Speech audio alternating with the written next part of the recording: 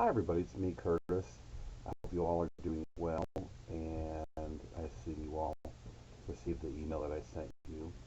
I'm going to get us back on track. I've got things caught up with my other classes, my short and condensed classes. So again, I apologize, but I'm ready to get back on track for our course, okay? All right, so today I wanted to talk to you and basically introduce your first graded speech, your informative speech, okay? And everything, the assignment sheet and speech 2 related handouts folder, they're all on the Canvas page. But I wanted to just go over with you the actual assignment sheet for the speech, all right? Okay, so looking at the assignment sheet, you can see that obviously the submission date is Saturday, June 13th by 11:59 p.m. Eastern Standard Time, and even the instructions on how to submit the speech recordings is in the syllabus.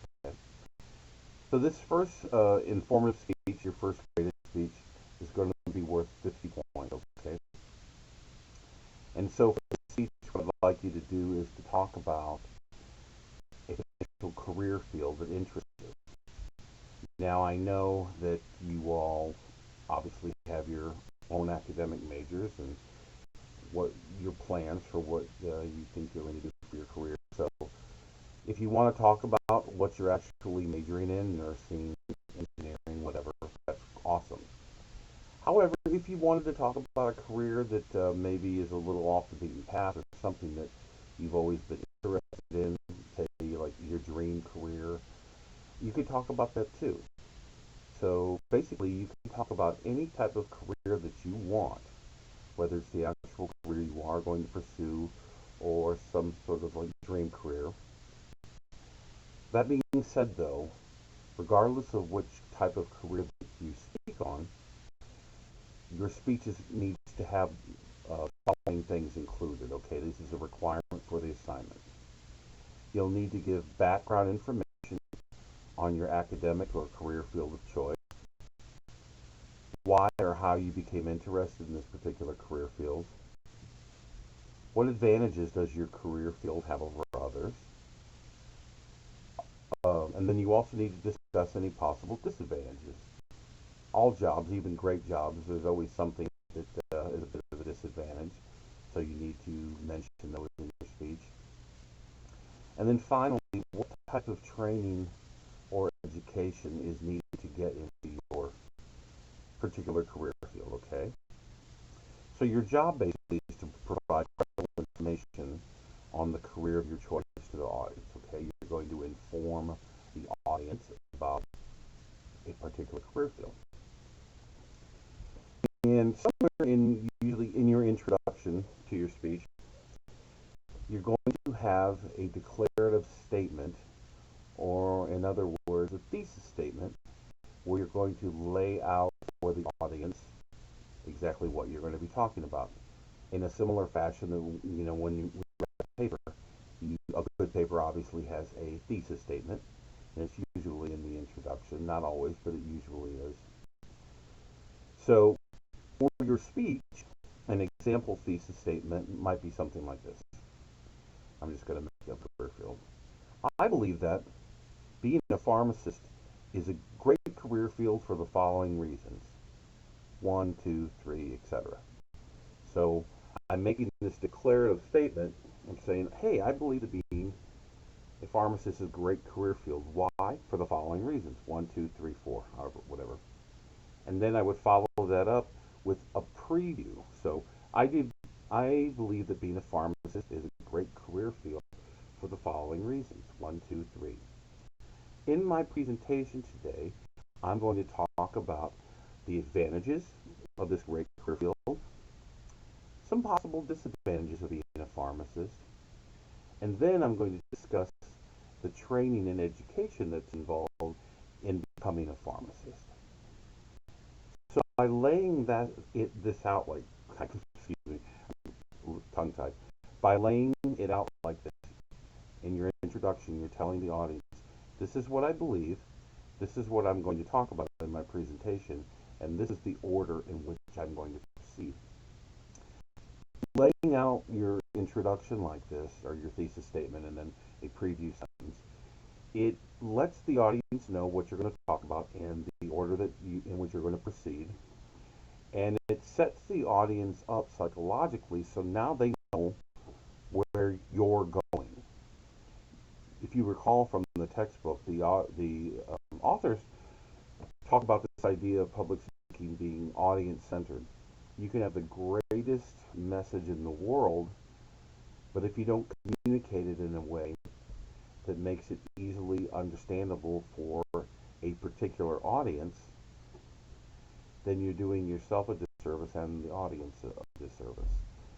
So you want to be organized, and when you lay out your thesis like this for the audience, it sets the audience up so now they know in which way you're going to proceed, and then you can go into the main body of your speech, and you would go forth in the same manner that the way you laid it out in your thesis statement and preview.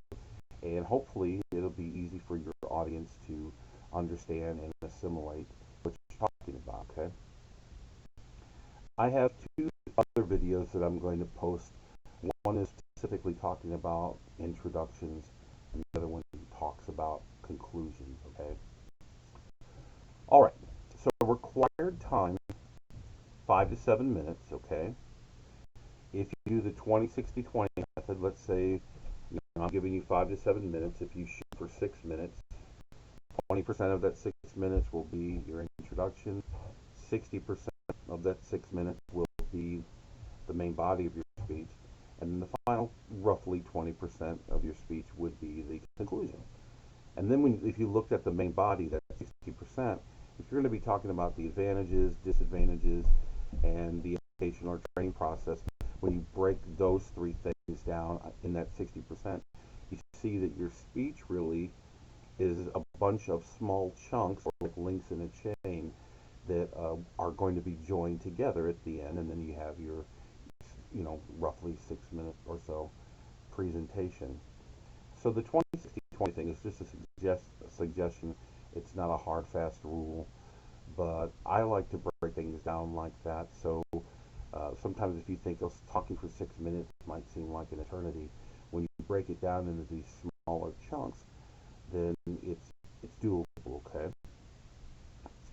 You can use as many note cards or regular 8.5 by 11 sheets of paper as you'd like. That's up to you, okay? Excuse me. Sources. You are to use a minimum of 4 outside sources in your speech. In other words, you will need to verbally cite your sources within the body of your speech. Okay.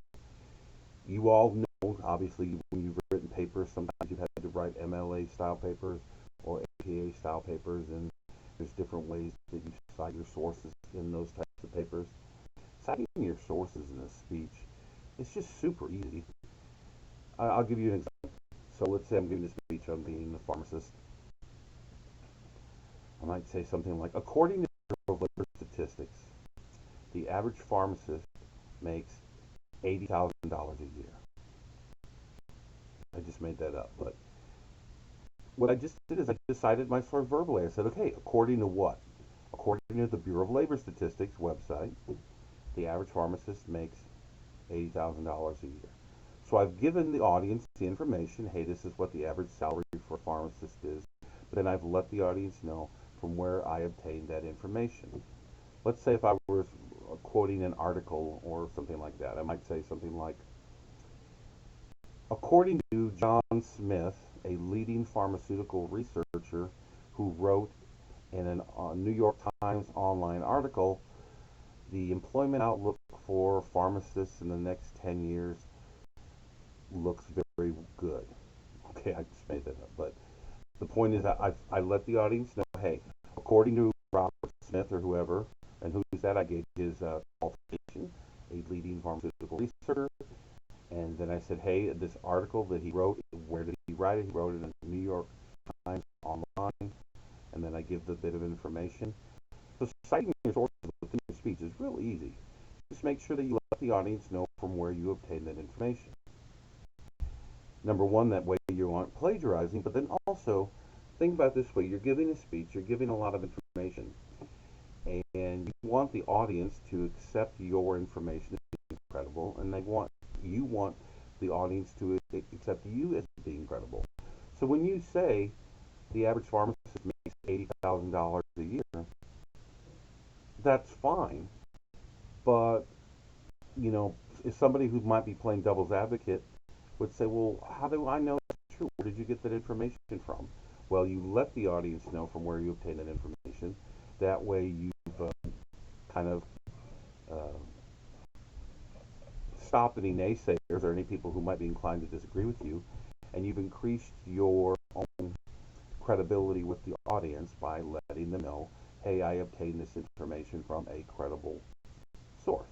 Okay, so that's a big thing with this speech, is that anytime you're giving some sort of information that's not general knowledge or not your own personal opinion, that you need to make sure you let the audience know from where you obtain that information. Another thing, if you recall from when I talked about the requirements for this speech, things that you needed to talk about, one of the things that I said was how or why you became interested in this career field. Well, obviously, regardless of the career field that you speak on, you're going to be given a lot of information. Statistics, information, salary, educational requirements, or the training you have to go through. You're going to be given a lot of factual information. Well, you want to have a bit of a human element to your speech too. And so explaining to the audience how or why you became interested adds an element of kind of humanness, I guess you'd say, to your speech, and people like that. I've listened to so many speeches over the years, and it's always interesting to find out why someone became interested in a particular career field. For example, in this hybrid course, I always have a lot of nursing majors. So I've listened to a lot of nursing speeches over the years. And you would think I would get tired of it, but I don't. And one of the reasons why, number one with nursing, is because there's so many different things you can do with it. Um, no two speeches are the same. One nursing student might want to do pediatrics, another one might want to be an ER nurse. But what's always interesting to me is the motivations. For example, again, using nursing, some people might say, well, I got into nursing because I have a family member who's a nurse, or I had a relative that was in the hospital and I saw how the nurses took care of my relative. That really moved me and it made me want to do it. Other people, they might have, their own individual reasons, but that's very interesting. And by letting the audience know how or why you became interested, it's going to add this element of a human touch to the speech, which I think is very important. Okay. And a lot of times, most people seem to like to put the how or why they became interested as part of their introduction. So we'll talk about that. You'll see when you watch the video on introductions there, I talk about that in more depth. Okay. Okay, speech outline. Everyone will include a typed outline with their speech recording submission. I don't have any particular requirements for the outline, only that it be typed and that it lay out in any order you wish content and organization of your speech. Also, you will need to list your sources somewhere on your outline. I don't require a formal works cited page or like an APA reference page. Just list your sources somewhere on the outline. A lot of students will just cut and paste the information that gets at the bottom of the outline.